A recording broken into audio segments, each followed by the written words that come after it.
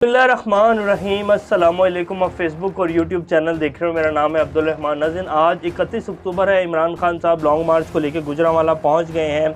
उन्होंने गुजरांवाला से जो है वहां ख़िताब किया, वो भी आपके सामने रखेंगे। लेकिन इससे पहले इमरान खान साहब के कत्ल के जो प्लान हैं उन पर बहुत तेज़ी से काम शुरू हो गया है। आपके सामने एक हारून रशीद साहब की वीडियो भी चलाएंगे, लेकिन अभी थोड़ी देर पहले आरिफ हमीद भट्टी साहब ने भी इसका अपने प्राइम टाइम का जो शो है उसमें उन्होंने जिक्र किया कि इमरान खान का को लॉन्ग मार्च में ये जो अगले 3 या 4 दिन है इमरान खान की जान को शदीद ख़तरा है।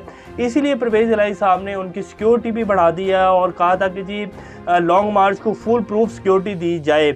लेकिन इमरान खान साहब जो है वो बहुत लापरवाह है इस मामले को लेकर ख़ास तौर पर। लेकिन वो बारहा इस बात का इजहार मीडिया के ऊपर भी कर चुके हैं और वो कह चुके हैं कि मेरी जान को ख़तरा है और मुझे कत्ल करने की जो साजिशें हैं वो बंद कमरों में हो चुकी हैं।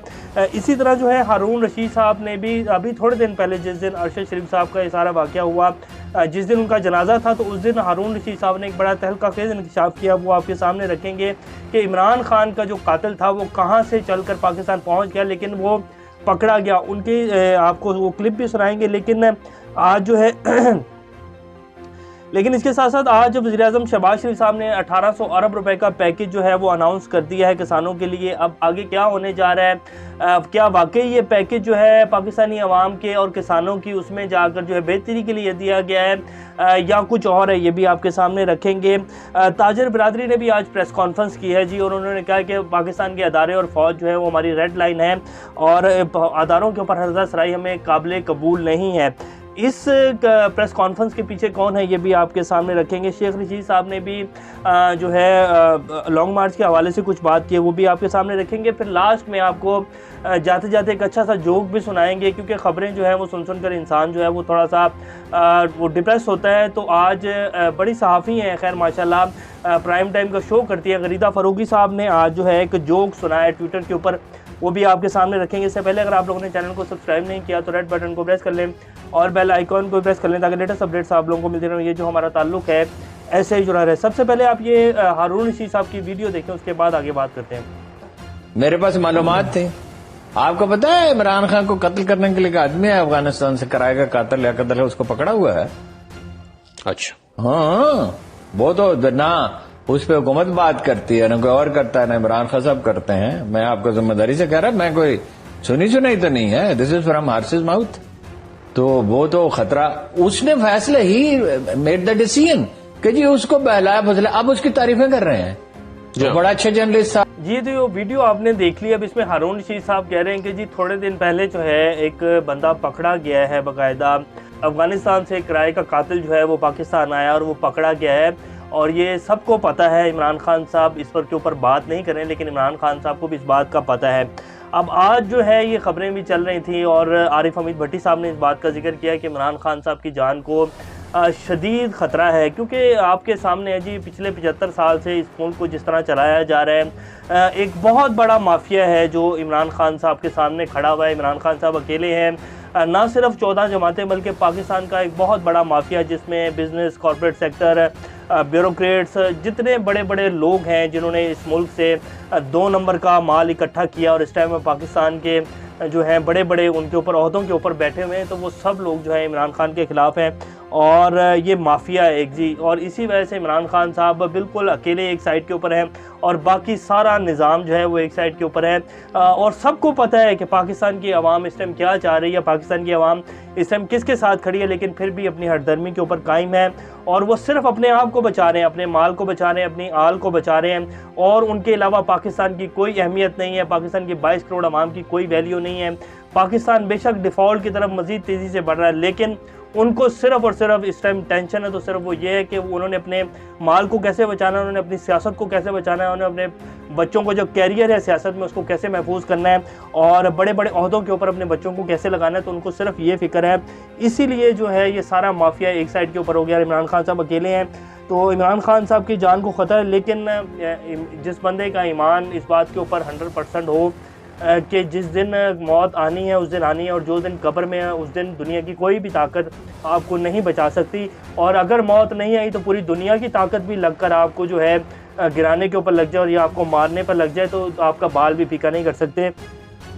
तो जिस बंदे का इसके ऊपर ईमान हो उसको फिर डरने की कोई ज़रूरत नहीं। और इमरान खान साहब का इस बात के ऊपर बहुत बड़ा ईमान है और वो तो कहते हैं जलसों में कि अल्लाह करे मुझे जो है अरशद शरीफ जैसी मौत नसीब हो, शहादत की मौत नसीब हो। तो जो बंदा इस कॉज को लेकर चल रहा हो तो फिर ये छोटी छोटी साजिशें और जो है किराए के कातिल बुलाना और उनको जो है ये देना कि जी इस बंदे को जो है फारिग करो, तो इनसे कोई फ़र्क नहीं पड़ता। वज़ीर आज़म पाकिस्तान साहब ने जी आज 1800 अरब रुपए का जो है किसानों के लिए पैकेज का ऐलान कर दिया है। वैसे ये इस तरह के जो पैकेजेस होते हैं ना, और इस तरह की पाकिस्तान को तो तबाही फिरी पड़ी है। 1 अरब डॉलर के लिए आपको जो है वो तलवे चाटने पड़ रहे हैं, और अभी 1.5 अरब डॉलर जो है वो एशियन डेवलपमेंट बैंक से आया है, तो 2 रुपये जो है वो डॉलर थोड़ा सा नीचे आया है। ये तो पाकिस्तान के ख़जाने की हालत है। तो 1800 अरब रुपए का पैकेज जो है आप किसानों को दे रहे हैं, ख़जाना खाली, और 1800 अरब रुपए जो है वो किसानों को सब्सिडी दी जा रही है और कर्जे दिए जा रहे हैं। 600 अरब की सब्सिडी है और तकरीबन 1800 अरब रुपए के जो है वो कर्जे दिए जा रहे हैं। तो इन चीज़ों से साफ पता चल रहा है कि उन्हें पता है कि हमारे दिन जो है वो पूरे हो चुके हैं। तो अब जो है अपने लिए थोड़ा सा वोट बैंक बनाने के लिए और थोड़ी सी अपनी कोई इज्जत बहाल करने के लिए इस तरह के पैकेजेस जो हैं वो वज़ीर-ए-आज़म शहबाज शरीफ साहब जो हैं वो अनाउंस करें। इमरान खान साहब ने वहाँ गुजरांवाला में भी सेम वही बातें की जो उन्होंने सुबह आज जब लॉन्ग मार्च का आगाज़ किया तो बातें की। उन्होंने कहा कि 3.5 साल मैंने पाकिस्तानियों की इज़्ज़त करवाई है, पाकिस्तानी पासपोर्ट की इज़्ज़त करवाई है। मैं हमेशा आपने देखा होगा कि शलवार कमीज़ में ही बाहर गया हूँ। इवन कि यूनाइटेड नेशन में भी जब वो ख़िताब करने गए थे तो उन्होंने कोट और शलवार कमीज़ पहना हुआ था। तो मुझे किसी किस्म का जो है वो कोई एहसास कमतरी का शिकार नहीं हूँ। और मेरे दौर में जितनी पाकिस्तानी की इज़्ज़त बनी है आप सब लोग बेहतर जानते हैं। और जो है बाकी उन्होंने फिर वही जैसे वो तनकीद करते हैं और कहते हैं कि ये चोर चौकीदार वाला हिसाब बन गया है। चौकीदार जो होता है उसको न्यूट्रल नहीं होना पड़ता। अगर आप अपने घर के बाहर किसी चौकीदार को खड़ा करें और उसको ये जिम्मेदारी दे कि उसने आपके घर की हिफाजत करनी है, तो वो जब चोर हैं तो वो न्यूट्रल हो जाए, तो इस बात की इजाज़त उसका जो है उसकी जो जॉब है उसको प्रोफेशन ही उसको नहीं देता है। तो ये न्यूट्रल वाली बात जो है ये बिल्कुल गलत है, आप चोरों का साथ छोड़ दें। तो उन्होंने दोबारा जो है तनकीद की। इसी हवाले से ताजिर बिरादरी से भी आज जो है प्रेस कॉन्फ्रेंस करवाई गई। आप बेहतर जानते हैं कि कौन प्रेस कॉन्फ्रेंस करवा रहा है। लाजमी बात है हुकूमती हलकों में भी कुछ लोग होते हैं और हुकूमत के साथ एक बहुत बड़ा माफिया है जिसमें ताजिर बिरादरी में भी बहुत बड़े बड़े लोग जो हैं, बड़े बड़े बिजनेसमैन जो हैं जिन्होंने टैक्स पाकिस्तान का चुराया है और पाकिस्तान की आवाम का पैसा जो है वो खाया है। तो आज उन्होंने कुछ लोगों ने मिलकर प्रेस कॉन्फ्रेंस की। उन्होंने कहा कि जी फ़ौज हमारी रेड लाइन है, फ़ौज के ख़िलाफ़ हरज़त सराई, DGISI के ख़िलाफ़ हरज़त सराई ये बिल्कुल भी काबिल कबूल नहीं है। इस बात में कोई दो राय नहीं है। फ़ौज हमारी सलामती की ज़ामिन है, हमारे अदारों के ख़िलाफ़ हरज़त सराई नहीं करनी चाहिए। तामीरी तनकीद जो है वो तो आप किसी पर भी कर सकते हैं, सवाल तो आप किसी के भी सामने रख सकते हैं। लेकिन क्या जो आज ताजिर ब्रादर बैठकर जो है प्रेस कॉन्फ्रेंस कर रहे थे, इनको मियां नवाज शरीफ साहब नहीं याद है जब उन्होंने जनरल फैज़, जनरल बाजवा साहब के ऊपर इल्ज़ाम लगाए थे? शहबाज शरीफ साहब, जरदारी साहब नहीं याद है?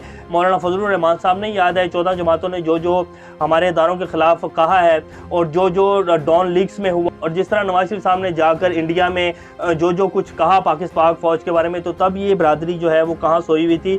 तो ये साफ पता चल जाता है कि कौन कहाँ से जो है क्या करवा रहा है और कौन क्या नहीं करवा रहा है। इसी हवाले से एक प्रेस कॉन्फ्रेंस का भी जिक्र अभी चल रहा है कि कुछ दिनों में जो है कुछ घंटों में या कुछ दिनों में 1 से 2 दिन के अंदर एक प्रेस कॉन्फ्रेंस होने वाली है और उसमें इमरान खान साहब के बारे में ये कहा जाएगा कि 2018 में हम ही इसको ऊपर लेके आए थे और हमने ही इसकी इमेज बिल्डिंग की थी, ये फारिग था, इसके पास कुछ भी नहीं था और हम ही इसको आगे लेकर आए थे। तो इस तरह की एक प्रेस कॉन्फ्रेंस का जिक्र अभी चल रहा है। देखिए आने वाले दिनों में क्या बनता है, लेकिन कोशिश की जाएगी जिस तरह के फैसल वापदा से करवाई गई, लेकिन जब उस प्रेस कॉन्फ्रेंस से कुछ नहीं बना तो अगले दिन आपको पता है क्या क्या हुआ था। क्यों प्रेस कॉन्फ्रेंसों की एक भरमार हुई थी हुकूमत की तरफ से।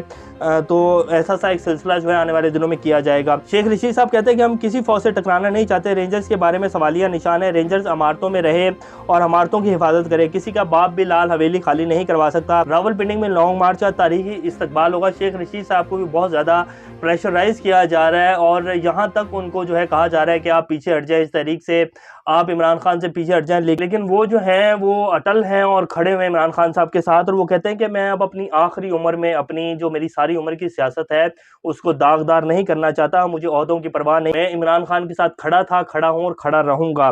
गरीदा फरूकी साहब का अब आपके सामने रख देते हैं कि उन्होंने क्या जोक जो है आज मारा है। ये इसी तरह की अक्सर जो है इनके ट्विटर के ऊपर जोक चलते हैं।